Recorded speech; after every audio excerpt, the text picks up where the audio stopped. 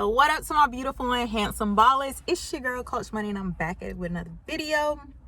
If you are new to my channel, obviously don't forget to hit the like button, comment, and subscribe to my channel. If you're a returning baller, welcome back. So by the title, y'all can already tell what this video is gonna be about. I decided to just do a story time. So yeah, story time, whatever. I really probably was not gonna name it that, but whatever. So I got me some Chick-fil-A story time, mukbang, testimony when I wanted to commit suicide. Let me disclose this now. I had to put on some hand sanitizer. Let me disclose this like right now. I am not suicidal. If you are feeling these thoughts or anything, please seek help because it is serious. So yeah. Oh my God. This like some diet something. This ain't even. Oh my God. That's like that tastes like the toxic water. Oh my God, that's disgusting. But anyways, I ain't trying to make this video too long. But like I said, if you need help, all honestly, if you need help, please go seek help. Please ask for help. Suicidal is real deal. Like real deal. So let me play for my feud. So this happened to me. This happened how long ago was this? About 3-4 years ago. All right, I was in a relationship with my ex. He cheated on me. Boom. I'm not even gonna go into detail of how, because it's just not relevant. I was in love with this guy. Like when I say in love, we met at work. I normally don't date people at my job, but it's crazy because I was his supervisor. And yeah, we dated for a year and a half. Talked about kids, getting married, all this, all shebang, blah blah blah. The month before, like everything hit the fan, he had asked my mom for my hand in marriage. Talked to my brother. They'd okay it and everything. Next thing you know, I found out he cheated on me, talking to the girl or whatnot, and he denied it per usual. I knew he was cheating the whole time. I just wanted to give him the chance to say, I wanted him to confront and say, kept asking. I wanted to give him a chance to say, I'm cheating, or I cheated, or whatnot. So, we broke up, went our separate ways, and I was depressed. Like, when I say depressed, I was depressed. Like, if somebody just could take my soul out. I felt like somebody literally took my soul out, set it on fire, stabbed it, like all the above. I just remember after like just giving all his stuff back and everything, I just remember like I would sit on the couch and just look out the window and just cry. I did not eat. I know I lost a good 30 to 40 pounds. When I tell y'all I was skinny, I was skinny. Oh my God. I would just stare out the window. I would take drives at night and just cry and just be like, God, why me? Why this? Why? And I remember sitting in my car in Walmart parking lot with the knife to my wrist. And I may cry. I'm gonna try not to.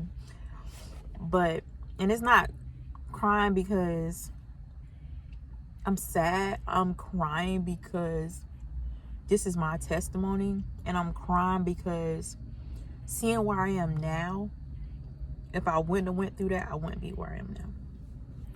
So I'm sitting in Walmart parking lot and I have the knife and I'm trying. Thank God the knife was dull. Like, it wasn't sharp enough to like really cut. And yeah, so my family was nervous. They even told me, like, I thought we was gonna come home and just find you dead. And I was at that place and I would have been okay with it. I wasn't even going to work. And times that I was going to work, I would leave because just seeing people, it just, I don't know. I was just in a dark place. I was in a dark place. I really was in a dark place. Mentally, physically, spiritually, emotionally. I was in a dark place. And it's not that I didn't know God, because I grew up in a church. I was on a praise team. I was in a choir. My grandfather was a pastor. My mom's a mother. My sister's a minister. So it wasn't like I didn't grow up not in one God. I knew God. I know God.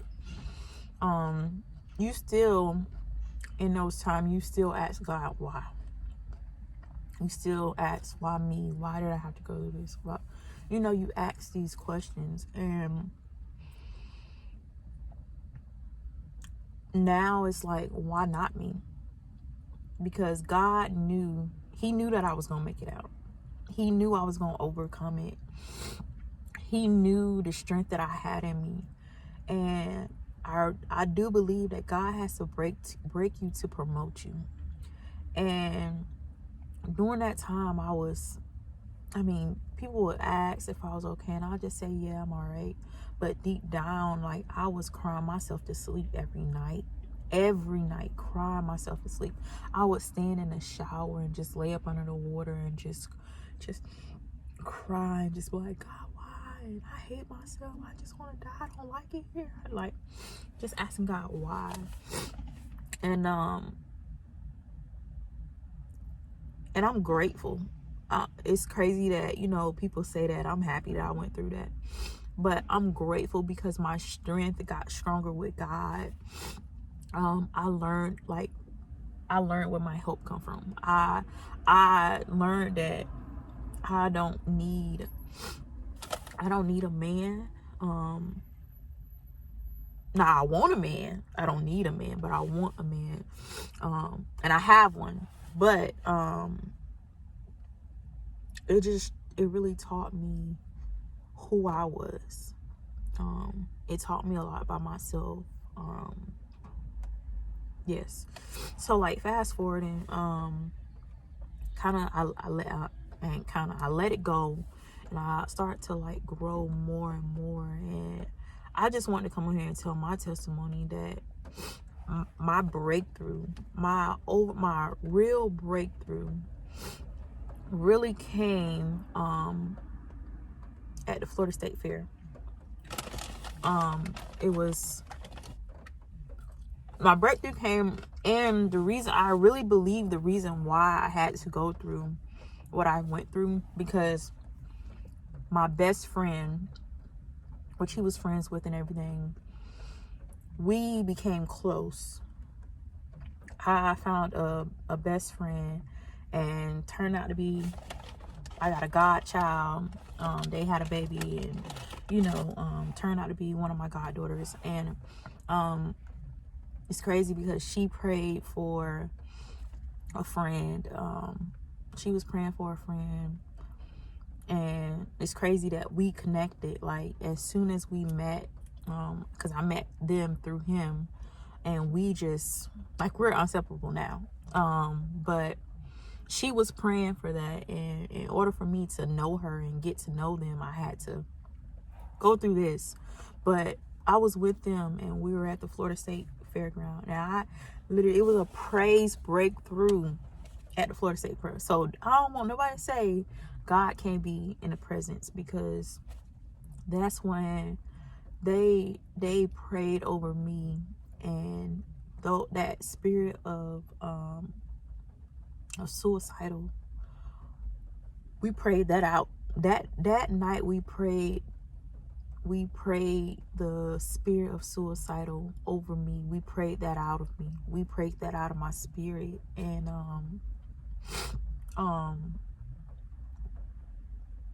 I believe if it wasn't for that night, I would not be here today. If it wasn't for God allowing people in my life during that time, I would not be here. And I just want to encourage y'all, if you are ever going through anything, please find somebody to listen. Please find somebody that you can talk to that can help you get through. If you could find prayer groups that you can just, you don't have to tell your situation to, but tell them, hey, I need prayer. Or find somebody that you can get that from. Find a good church home that you can get that from. And I just want to be someone that encourage somebody that you going through something, continue to seek God. And during my time with that, his mom, I went over there for the last time. I mean, we kind of talked.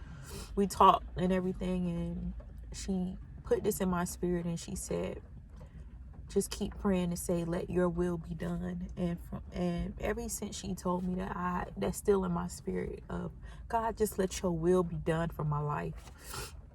And with that being said, God, I have definitely seen a lot of growth of what God has done over my life within these past 4 years. I recently graduated with my bachelor's degree. I graduated with my master's degree. I am a coach, and I was coaching. During this pandemic, God really opened up a door for me to coach full time. I've moved to Kansas. Also during this time, God allowed me to not only get a coaching degree, not only to get a full-time coaching job, but I am in January of 2021. I will be a professor as well, teaching at the college that I'm coaching at. So I really believe that God did all that to get me prepared to where he's having me for my destination. And I know that where I'm at right now is not my final destination. I know that God has something greater for me, and I want it all. I want it all. And I just want to encourage y'all to stay encouraged. And listen, you only have to have a faith of a mustard seed. And that mustard seed is small. So you don't need that much faith. But just have the faith and just keep praying and saying, hey, God.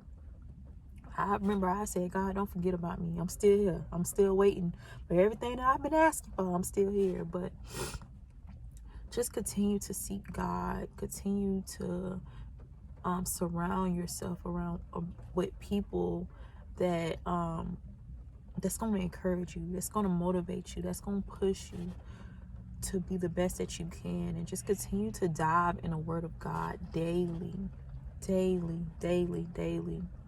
Continue to talk to God daily. I'm just grateful for what God has done for me. But yeah, right now I feel like I'm just rambling. The video is already 15 minutes. But I just want to encourage y'all. In due season, in due season, in due season, in due season. Listen. Things will get better. It will get better. Keep praying, keep believing, keep having faith. God is working everything out. Listen, at the end of the day, you're gonna come. Your testimony is not just for you to help you get through whatever. Your testimony is for somebody else that you're gonna come encounter with later on down the line that went through the same thing that you went through. God's using that to help you to help somebody else to overcome whatever they're going through that you was going through, so you can help them out. That you can be a living testimony for that. So that's why I believe that I went through what I went through. I believe that some way down the line that someone's gonna come to me and say, hey, and I'm gonna be able to give my testimony, and that's gonna light a fire up under them to motivate them, to push them and say, hey, if God got her through this, he can get me through that. So like I said, I want you guys to stay encouraged, be encouraged, keep trusting God, keep having faith, and yeah, that's it. God bless, and I'll see you guys in my next video. Bye.